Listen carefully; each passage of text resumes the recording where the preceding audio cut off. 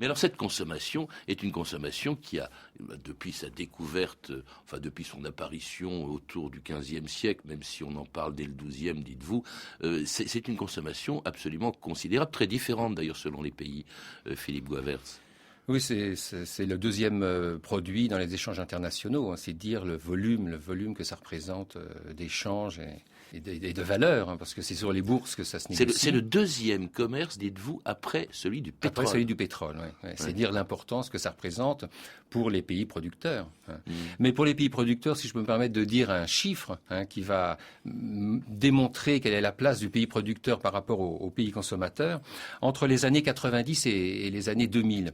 En 1990, là, ce sont des chiffres de l'Organisation internationale du café, qu'on trouve sur leur site. Hein.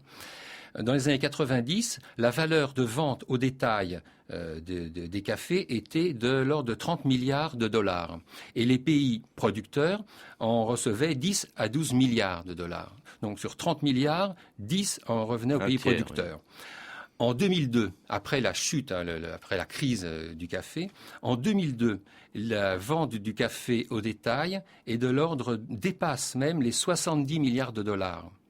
Alors que pour les pays producteurs, ils ne reçoivent que 5,5 milliards de dollars. C'est incroyable, il n'y a plus d'esclavage, mais il y a encore une exploitation peut-être éhontée. Et où partent ces milliards de dollars ? Dans le commerce. Voilà.